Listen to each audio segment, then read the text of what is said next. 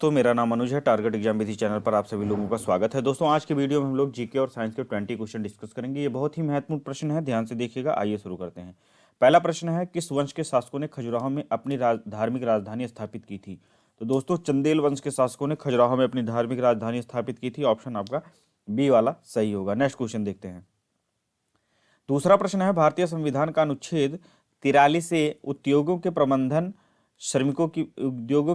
में श्रमिकों की भागीदारी से संबंधित है। जो भारतीय संविधान का अनुच्छेद 43 है, उसमें वर्णन किया गया है उद्योगों के प्रबंधन में श्रमिकों की भागीदारी का। तो यह किससे संबंधित है? तो यह राज्य के नीति निर्देशक सिद्धांतों से संबंधित है। ऑप्शन आपका सी वाला सही होगा। नीति निर्देशक सिद्धांतों का उल्लेख भाग 4 में किया गया है, संविधान के भाग 4 में अनुच्छेद 36 से 51 तक। यदि भाग 4 के उपखंड 4 का की बात करें, जो कि अनुच्छेद 51 का है, तो इसमें मौलिक कर्तव्यों का वर्णन है। मौलिक कर्तव्यों का वर्णन किया गया है और यह रूस से प्रेरित है। और आप लोगों को पता होगा कि जब संविधान बनकर तैयार हुआ था तो मौलिक कर्तव्य नहीं थे।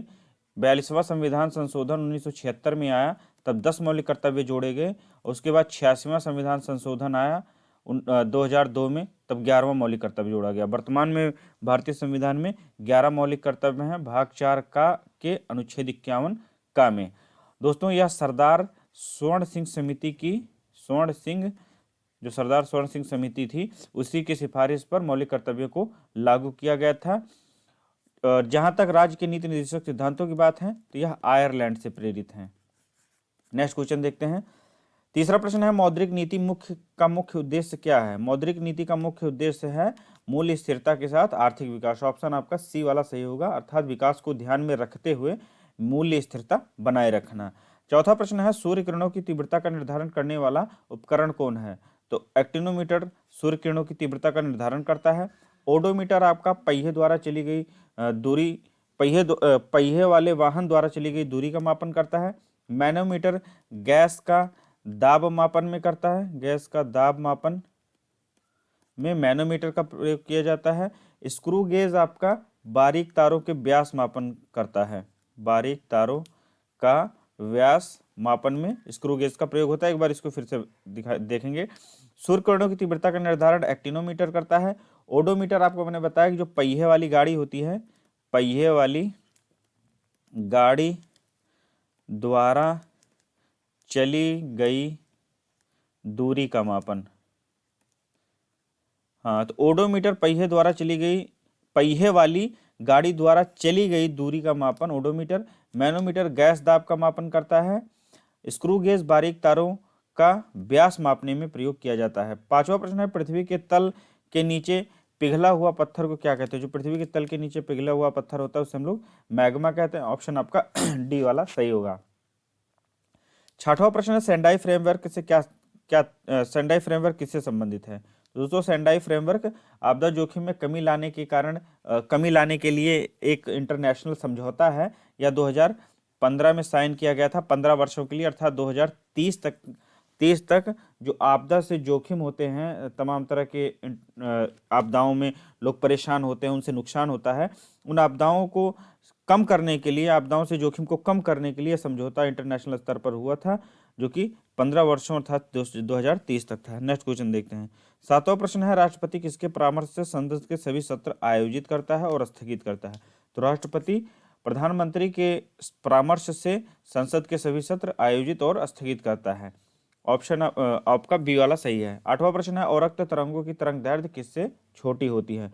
तो अवरक्त तरंगों की तरंग दैर्ध्य दोस्तों रेडियो तरंगों से छोटी होती है। ऑप्शन आपका डी वाला सही होगा। नेक्स्ट क्वेश्चन देखते हैं। 9 प्रश्न है, महासचिव राज्यसभा को सहायता प्रदान करता है। इसका पद किसके बराबर होता है? तो जो राज्यसभा में महासचिव नियुक्त होते हैं, उनका पद भारत के कैबिनेट सचिव के बराबर होता है। ऑप्शन आपका डी वाला सही होगा, भारत सरकार के कैबिनेट सचिव के बराबर होता है। नेक्स्ट क्वेश्चन, निम्नलिखित में से कौन सी एक सबसे ठंडी महासागरीय जलधारा है? तो लैब्राडोर सबसे ठंडी जलधारा है इनमें से। 10वां प्रश्न है, हिंद महासागर की सबसे गहरी खाई कौन सी है? तो हिंद महासागर की सबसे गहरी खाई जावा गर्त है, या जिसे हम सुंडा गर्त के नाम से जानते हैं। 12वां प्रश्न है, निम्नलिखित में से कौन सा एक आत्मघाती थैली कहलाता है? तो आत्मघाती थैली दोस्तों लाइसोसोम होता है, जिसे हम लोग सुसाइड वेसिकल कहते हैं। सुसाइड वेसिकल लाइसोसोम कहलाता है। माइटोकॉन्ड्रिया होता है आपका कोशिका का शक्ति केंद्र या power house of the cell. कोशिकाओं का शक्ति केंद्र माइटोकॉन्ड्रिया होता है। गोल्जी का ट्रैफिक पुलिस होता है, ट्रैफिक पुलिस कहलाता है, जिसे हम ये कोशिकाओं का यातायात प्रबंधक के नाम से भी जानते हैं। राइबोसोम आपका प्रोटीन फैक्ट्री कहलाता है, प्रोटीन फैक्ट्री। इसको एक बार और देखेंगे। आत्मघाती थैली हम लोग लाइसोसोम को कहते हैं। माइटोकॉन्ड्रिया का the power house of the cell, power house of the cell अर्थात कोशिका का शक्ति केंद्र। गोल्जी का ट्रैफिक पुलिस या यातायात कोशिकाओं का यातायात प्रबंधक। Ribosome protein factory. 13वां प्रश्न है द पेरिल्स ऑफ डेमोक्रेसी किसने लिखी है? The perils of democracy PC Alexander ने लिखी है। डोमिनिक लेपेयर की पुस्तक का नाम है City of Joy, City of Joy. Brian Lapping की पुस्तक का नाम है End of Empire, End of Empire. Seymour M Hersh की पुस्तक का नाम है द प्राइस ऑफ पावर। एक बार और देखेंगे। The perils of democracy PC Alexander की है। डोमिनिक लेपेयर की पुस्तक का नाम सिटी ऑफ जॉय है। ब्रायन लैपिंग का एंड ऑफ एम्पायर है। सिमोर एम हर्ष की द प्राइस ऑफ पावर है। राष्ट्रीय समुद्र विज्ञान संस्थान कहाँ पर स्थित है? तो राष्ट्रीय समुद्र विज्ञान संस्थान दोस्तों पणजी गोवा में स्थित है। गांधीनगर में आपका प्लाज्मा अनुसंधान संस्थान है, प्लाज्मा अनुसंधान संस्थान गांधीनगर में है। बंगलुरु में भारतीय खगोल विज्ञान है और पुणे में आपका भारतीय मौसम वेधशाला है। एक बार इसको और देखेंगे। गांधीनगर में प्लाज्मा अनुसंधान संस्थान है, बंगलुरु में भारतीय खगोल विज्ञान संस्थान है, पणजी में आपका राष्ट्रीय समुद्र विज्ञान संस्थान है जो कि प्रश्न था, पुणे में भारतीय मौसम वेधशाला है। नेक्स्ट क्वेश्चन देखते हैं। रऊफ लोक नृत्य किससे संबंधित है? रऊफ लोक नृत्य जम्मू कश्मीर से संबंधित है। ऑप्शन आपका सी वाला सही होगा, जम्मू कश्मीर। महाराष्ट्र से तमाशा लोक नृत्य पूछ सकता है, छत्तीसगढ़ से पंडवानी और राजस्थान से आपका कलबेलिया। नेक्स्ट क्वेश्चन देखते हैं। 16वां प्रश्न है निम्नलिखित में से किस राज्य में राज्यसभा सीटों की संख्या सर्वाधिक है? तो इसमें जो है महाराष्ट्र सही होगा, इसमें 19 सीटें हैं। तमिलनाडु में आपका 18 सीटें हैं, कर्नाटक में आपका 12 है, पश्चिम बंगाल में आपका 16 है, बिहार में भी 16 सीटें हैं। प्रश्न के हिसाब से ऑप्शन आपका बी वाला सही होगा। वैसे ओवरऑल स्टेट्स की बात करें तो यूपी में 31 सर्वाधिक राज्यसभा सीटों की संख्या है। 17वां प्रश्न है निम्नलिखित में से कौन सा वर्ष 1875 से संबंधित? कौन सा वर्ष 1875 से संबंधित है? इनमें से 1875 में अलीगढ़ आंदोलन शुरू हुआ था, जिसे सर सैयद अहमद खान ने शुरू किया था। सर सैयद अहमद खान ने अलीगढ़ आंदोलन 1875 में शुरू किया था। और शारदा एक्ट, जिसे हम लोग बाल विवाह निरोध अधिनियम के नाम से जानते हैं, यह दोस्तों 18 सितंबर 1929 को पारित हुआ था और यह लागू हुआ था 1 अप्रैल 1930 को। तो यदि एग्जाम में आता है कि 1930 में कौन सा एक्ट लागू हुआ था, शारदा एक्ट, जिसे हम बाल विवाह निरोध अधिनियम के नाम से भी जानते हैं। और जब यह लागू हुआ था उस समय जो भारत के वायसराय थे वो लॉर्ड इरविन थे।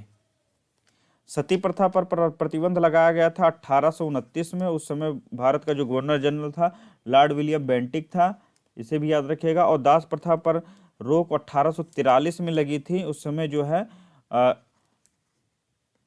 जो गवर्नर जनरल थे लॉर्ड एलनब्रो थे। ठीक है, नेक्स्ट क्वेश्चन देखते हैं। गंग वंश का संस्थापक कौन था? गंग वंश का संस्थापक वज्रहस्त पंचम था। ऑप्शन आपका सी वाला सही होगा। कर्ण वंश की स्थापना वासुदेव ने की थी। विजयालय ने चोल वंश की स्थापना की थी और उपेंद्र ने परमार वंश की स्थापना की थी। नेक्स्ट क्वेश्चन देखते हैं। 19वां प्रश्न है निम्नलिखित में से किस अनुच्छेद के अंतर्गत मौलिक अधिकारों के परिवर्तन के लिए उच्च न्यायालय अर्थात हाई कोर्ट लेख जारी कर सकता है अर्थात रिट जारी कर सकता है? तो मौलिक अधिकारों के परिवर्तन के लिए उच्च न्यायालय रिट जारी करता है अनुच्छेद 226 के अनुसार। यदि सुप्रीम कोर्ट की बात करेगा तो वह अनुच्छेद 32 के अनुसार रिट जारी करता है। अनुच्छेद 233 में जिला न्यायाधीशों अर्थात जिला जजेस की जो नियुक्ति होती है यह राज्यपाल द्वारा होगी हाई कोर्ट की सिफारिश पर, ऐसा वर्णन किया गया है। अनुच्छेद 148 में CAG controller auditor general of India अर्थात कैग नियंत्रक एवं महालेखा परीक्षक की नियुक्ति राष्ट्रपति करेंगे, ऐसा वर्णन है अनुच्छेद 148 में। और सुप्रीम कोर्ट एक अभिलेखीय न्यायालय है, ऐसा वर्णन अनुच्छेद 129 में किया गया है। 20वां प्रश्न है आपका, वैदिक कालीन नदी वितस्ता का आधुनिक नाम क्या है? तो वितस्ता को वर्तमान में हम लोग झेलम के नाम से जानते हैं।